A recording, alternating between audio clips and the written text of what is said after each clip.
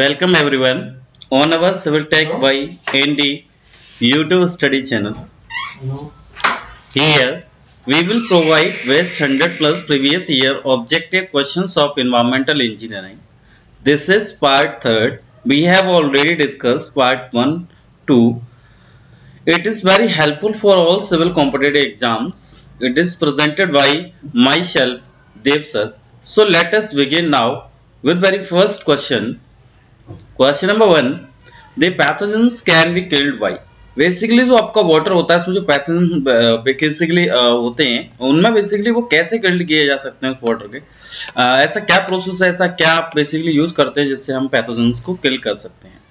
तो basically when you have to add a chlorine in the water then pathogens can be killed easily.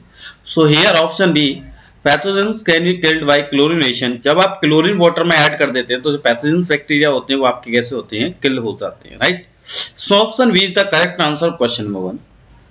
Question number 2, the minimum dissolved oxygen which should always be present in water in order to save the aquatic life is। Generally आप aquatic life की बात करें, जैसे मान लीजिए जो भी आपके मान लीजिए जैसे फिश हैं या जो भी आपके बेसिकली सर्वाइवल करते हैं इन द वाटर, बेसिकली उसके लिए जो मिनिमम या फिर कहें always present the water in the safe, basically कितना उसमें डिजॉल्व ऑक्सीजन प्रेजेंट होना चाहिए उस वाटर में उनके एक्वेटिक लाइफ को सेव करने के लिए। एक्वेटिक लाइफ बेसिकली जो है सर्वाइवल करेगी तो उसके लिए मिनिमम जो है डिजॉल्व ऑक्सीजन कितना होता है। तो minimum dissolve oxygen for aquatic life generally आपका कितना होता है, 4 ppm होता है, 4 पार्ट पर मिलियन होता है। तो option B is the correct answer question number 2। Next question number 3, generally the detention period for septic tank is kept as। देखिए यहाँ सेप्टिक टैंक का पूछा गया है, मैंने आपको बताया था सेप्टिक टैंक में आपका डाइजेशन एंड सेडिमेंटेशन दोनों प्रोसेस होती है, मैंने आपको ये भी बताया था। तो सेप्टिक टैंक जनरली बात करें इसके लिए तो यहाँ डिटेंशन पीरियड की अगर बात होगी तो मैंने आपको लास्ट सीरीज में पार्ट 2 में भी आपको बताया था, इसी सीरीज के पार्ट 2 में, कि सेप्टिक टैंक का जो डिटेंशन पीरियड होता है वो 12 to 24 आवर्स होता है। कितना होता है, 12 से 24 घंटे। ये सेप्टिक टैंक का है। वहीं मैंने आपको ग्रेट चैम्बर का भी बताया था। ग्रेट चैम्बर की बात होगी तो ग्रेट चैम्बर के लिए डिटेंशन पीरियड कितना होता है, 1 से 2 मिनट होता है। कितना होता है, 1 to 2 मिनट, राइट। वहां क्या होता है, 1 से 2 मिनट होता है। ऐसे सेडिमेंटेशन टैंक की आपको बताया था 4 से 8 आवर होता है। फॉक्यूलेशन के लिए आपको बताया था 30 मिनट होता है। तो डिफरेंट बेसिकली यूनिट्स के लिए डिफरेंट आपका डिटेंशन पीरियड होता है।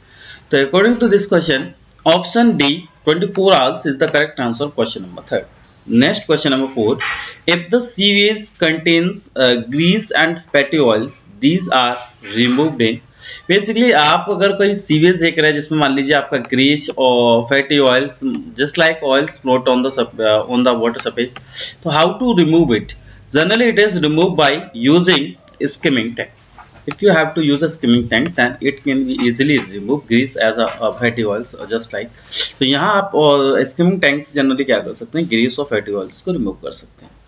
तो according to this question option C is the correct answer। option C is the correct answer question number 4।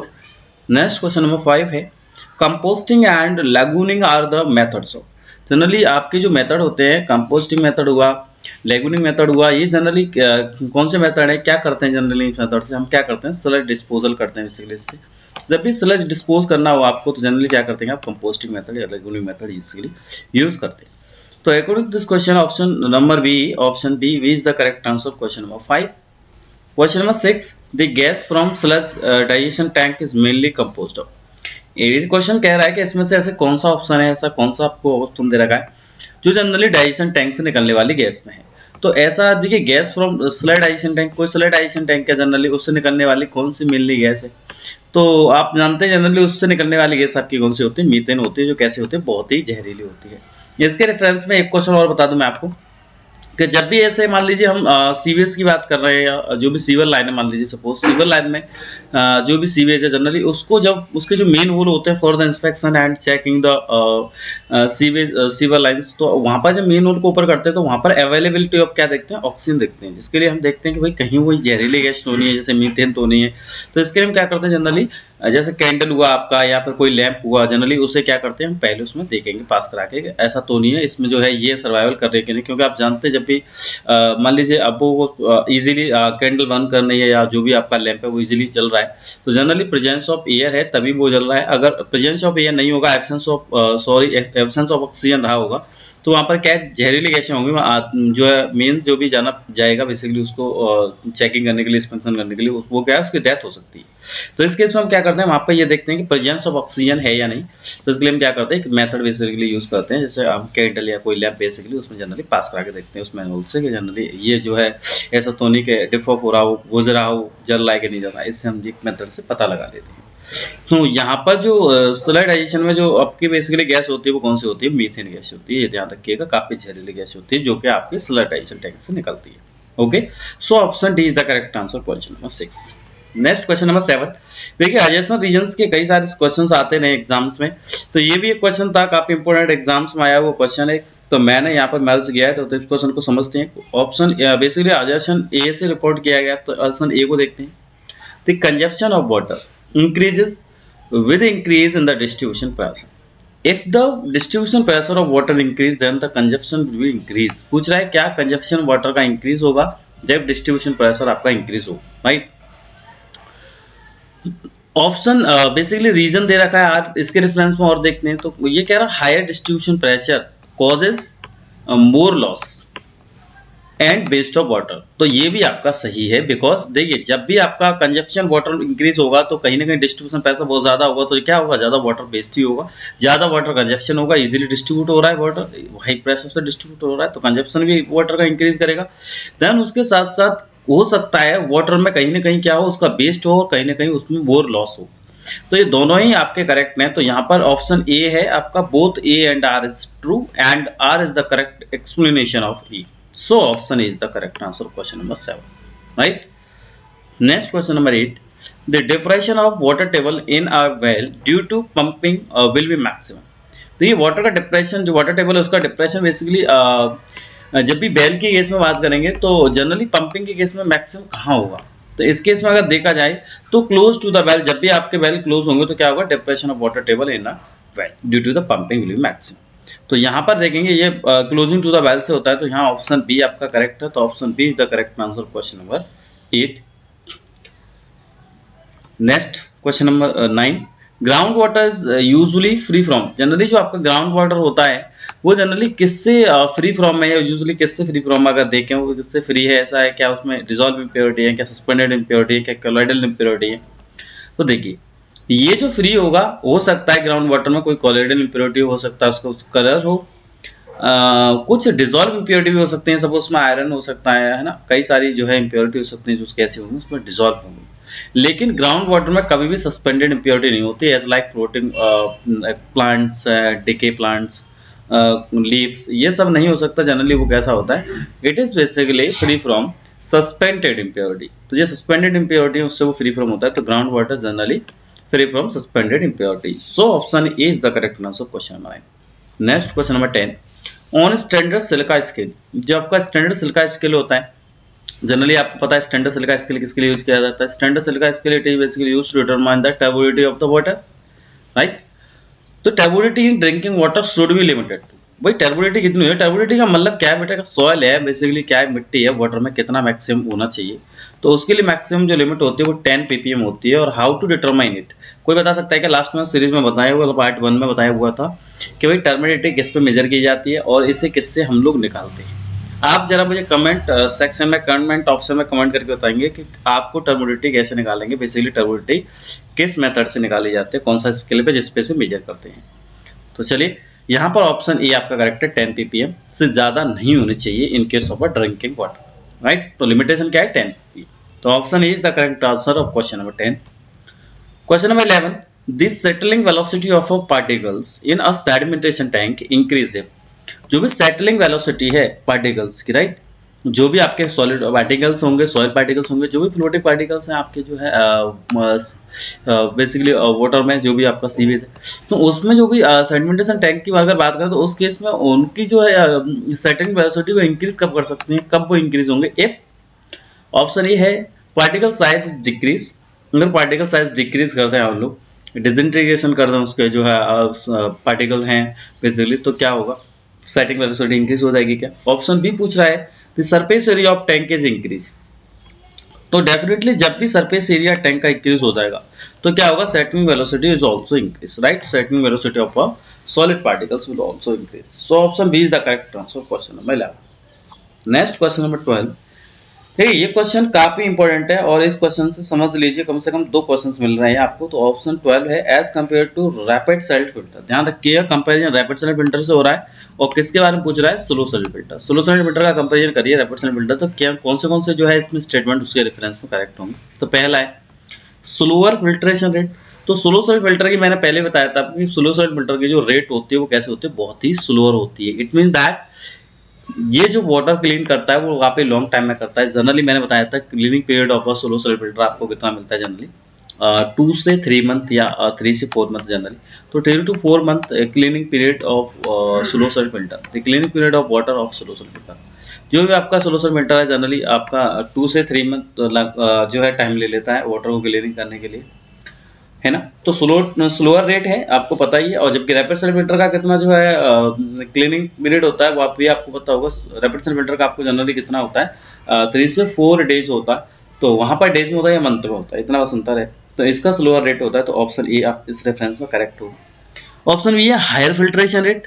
तो फिल्ट्रेशन रेट जब स्लोअर तो हायर कैसे हो जाएगी, तो ऑप्शन ए यहाँ पर भी करेक्ट है। ऑप्शन थर्ड देखते हैं, lesser efficiency is in remove of bacteria. ऐसा नहीं होता है। मैंने आपको बताया था कि जो आपकी मैक्सिमम एफिशिएंसी है या फिर जो बेस्ट एफिशिएंसी है वो किसकी होती है, स्लो सॉलिड फिल्टर की होती है। एफिशिएंसी मैंने आपको बताई थी स्लो सॉलिड फिल्टर के 97 से लेकर 99% efficiency to remove the bacteria. जो भी आपके बैक्टीरिया उनको रिमूव करने की जो है एफिशिएंसी 97 से 99% होती है किसकी, स्लो सॉलिड फिल्टर की। रैपिड सॉलिड फिल्टर की अगर बात करेंगे तो वो 80 से 90% जो है एफिशिएंसी देता है। तो एफिशिएंसी लेसन नहीं होती, तो ये भी इनकरेक्ट है, ये भी इनकरेक्ट था और ये भी इनकरेक्ट है। ऑप्शन फोर्थ और देखते हैं, बेसिकली फोर्थ स्टेटमेंट क्या करा है, higher efficiency in removal of bacteria. तो बिल्कुल है, एफिशिएंसी हायर ही होती है जब भी बैक्टीरिया रिमूव करना होगा आपको as compare to the rapid solid filter. Slow solid filter has a higher efficiency in removal of bacteria, right. So option 1 and 4 जहां भी आपको ऑप्शन 1 और ऑप्शन 4 मिल रहा होगा वही इसका करेक्ट आंसर होगा। तो देखते हैं किसमें, ऑप्शन 1 2 ऑप्शन सेकंड और third, option first and fourth. Option first and fourth आपको ऑप्शन सी में दे रखा है, तो option C is the correct answer question number 12। Got it. Question number 13, chlorine demand of water is equal to. Generally chlorine basically आप water में use करते हैं फॉर द डिसइंफेक्शन। तो जनरली आप क्लोरीन यूज कर रहे हैं फॉर किलिंग द बैक्टीरियाज। जब भी बैक्टीरिया किल करने हो आपके वाटर में, आपको वाटर का जो बैक्टीरिया है वाटर में जो भी बैक्टीरिया है रिमेनिंग वो बैक्टीरिया आपको किल करने, तो आप क्लोरीन बेसिकली यूज करते हैं।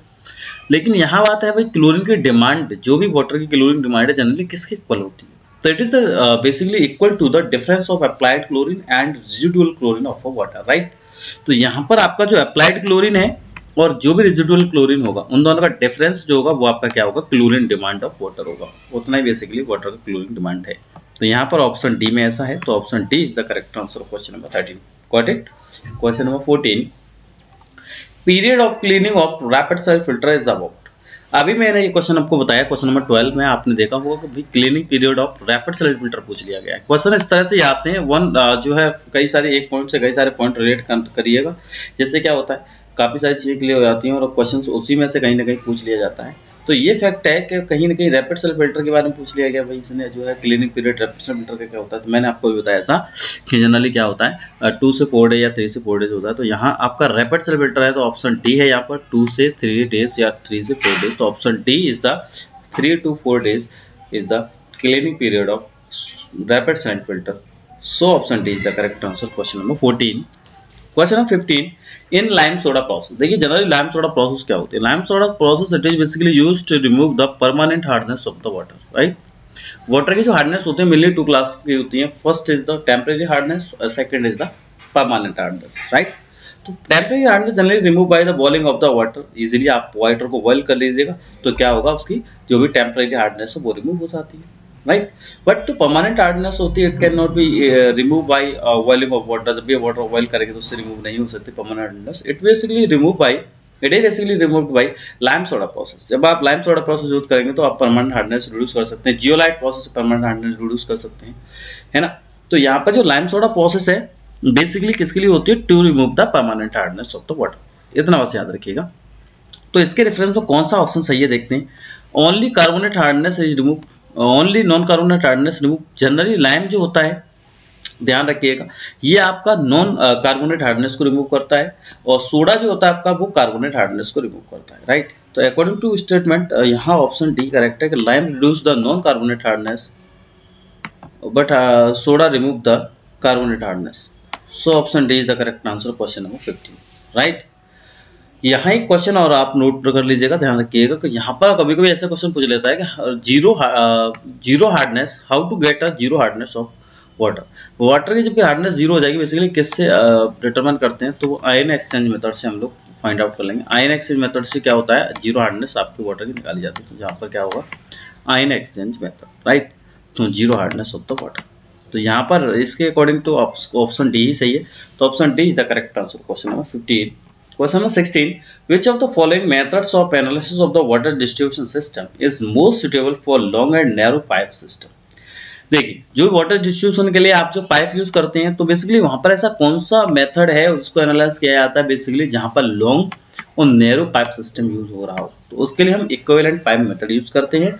तो देखिए यहाँ ऑप्शन बी में है इक्विवेलेंट पाइप मेथड, तो ऑप्शन बी ही इसका करेक्ट है। तो option B is the correct answer question number 16। Next, question number 17. Which of the following sewers is prepared for combined system of a sewage? Basically जब भी combined system sewage आपका generally मान लीजिए इस तरह से आपने सीवर डिजाइन किया हुआ है कि वहाँ पर सीवर लाइन में कोई कंबाइंड सीवर है, तो इसके लिए जनरली आपको जो शेप यूज करनी है, किस शेप का बेसिकली सीवर यूज करेंगे, तो वहाँ पर जो आप यूज करेंगे वो आप क्या करेंगे, एग शेप्ड सीवर यूज करते हैं। It is clear. अगर हम कहते हैं भाई कंबाइन नहीं है सेपरेट सीवर सिस्टम में, देन किस शेप का आप जो है सीवर यूज करेंगे, तो इस केस में हम लोग क्या करते हैं, सर्कुलर सीवर बेसिकली यूज करते हैं। लेकिन यहाँ पर कैस के लिए था, कंबाइन सिस्टम के लिए, तो कंबाइन सिस्टम के लिए तो यहाँ पर बेसिकली क्या यूज करेंगे, egg shape sewer system, right.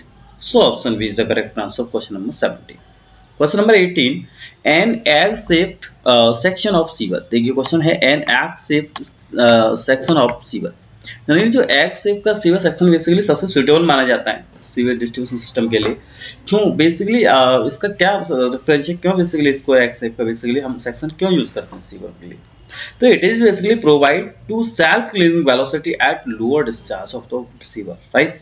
जब भी सीवेज का लोअर डिस्चार्ज होगा तो वहां पर भी वो क्या करेगा, सेल्फ क्लीनिंग वेलोसिटी प्रोवाइड कर देगा, राइट। वाटर आपका कैसा है, सेल्फ क्लीनिंग हो जाएगा, where the floating particles will be settled easily, right, at a lower discharge of the water. So option B is the correct answer question number 18. Got it? Next question number 19. Sewage treatment unit are normally designed for. जो भी sewage treatment आपकी unit होती है, जहां भी sewage treatment unit है basically, जैसे SPT plant होता है, सीवेज ट्रीटमेंट प्लांट होता है, एसटीपी बोलते हैं, STP the sewage treatment plant, ये जनरली कितनी ईयर्स के लिए डिजाइन किए जाते हैं, क्वेश्चन ये पूछा गया। तो जनरली इनको हम 15 to 20 ईयर्स के लिए डिजाइन करते हैं। कितने के लिए, 15 to 20 ईयर्स के लिए, right, 15 to 20 years. So option B is the correct answer question number 19। Question number 20 and it is the last question of this part third. तो क्वेश्चन नंबर 20 को समझते हैं। The means of access for inspection and cleaning of sewer line is known as.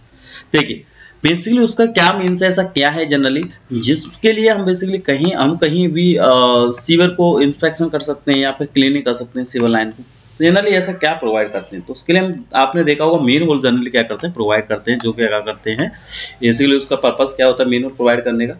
Main provide करने का purpose होता है कि हम जो है सीवर लाइन का क्या कर सकें, इंस्पेक्शन कर सकें, देन जो भी आपका सीवर है उसको क्लीनिंग के लिए हेल्प करता है, उसकी क्लीनिंग के लिए आप लोग क्या कर सकते हैं, मेन होल से क्लीनिंग कर सकते हैं उसकी, राइट। तो यहाँ पर ऑप्शन बी करेक्ट है। कभी क्वेश्चन पूछ लिया जाता है कि minimum diameter of the main whole will be, right, minimum diameter of the main whole will be, ये ध्यान रखिएगा, minimum diameter of main whole will be, तो आपका कितना होता है, minimum diameter of main whole will be 50 centimetre, right. अगर question पूछ लिया जाए कि the interval of the main whole will be, तो इंटरवल होता है मेन होल के बीच में, मेन होल आपको इतने से इतने के बीच में बेसिकली प्रोवाइड कराने, तो जनरली जो मेन होल का इंटरवल होता है वो 100 मीटर से लेकर के 300 मीटर होता है। 100 से 300 मीटर के बीच में बेसिकली आप मेन होल प्रोवाइड करा सकते हैं किसी भी सिविल लाइन में, राइट।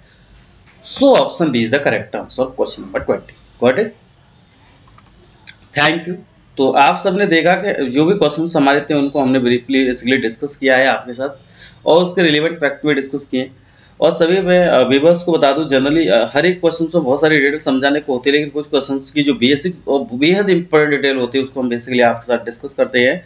क्योंकि हमारा वीडियो ज़्यादा जो है टाइम का हो जाएगा, ज़्यादा लेंथ का हो जाएगा, तो हम कोशिश करते हैं कि भाई 20 मिनट्स में ही आपको 20 क्वेश्चंस मिले और कम टाइम में 15 मिनट में आपको क्वेश्चंस मिल पाए 20। लेकिन उससे नियर बाई और जो भी जितने क्वेश्चंस आए हुए हैं हम उनको भी आपके साथ साथ डिस्कस करना चाहते हैं और साथ ही साथ डिस्कस करते रहेंगे।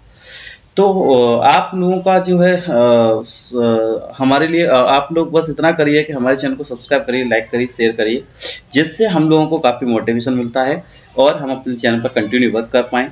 अभी तक 100 प्लस की जितनी भी सीरीज चल रही हैं इनको कंप्लीट करने के बाद देन हम 500 प्लस की सीरीज लेके आने वाले हैं। और जो भी आपका साथी है जो सिविल से रिलेटेड है या जो प्रिपरेशन कर रहा है, सिविल एस्पिरेंट है या मान लीजिए इंजीनियरिंग ही कर रहा है, सिविल से डिप्लोमा इंजीनियरिंग जो भी कर रहे हैं, उन सभी को ये शेयर कर दीजिए जिससे वो हमारे चैनल से जुड़ पाएँ और साथ ही साथ अपनी प्रिपरेशन कर पाएँ। काफ़ी सारी नॉलेज है जिसे कलेक्ट कर पाएँ और आपका ये सहयोग ही हमें जो है मोटिवेट करता है और आने वाले टाइम पर हम अपने चैनल को और जो है और अच्छे से अच्छा अपने चैनल पर आप लोगों को बेस्ट दे सकते हैं। तो आप लोगों से बस यही कहना चाहेंगे कि आप लोगों का जो है सपोर्ट बेहद ज़रूरी है हमारे लिए, तो आप हमें सपोर्ट करें। चलिए फिर, थैंक यू, कीप वॉचिंग। जय हिंद, जय भारत।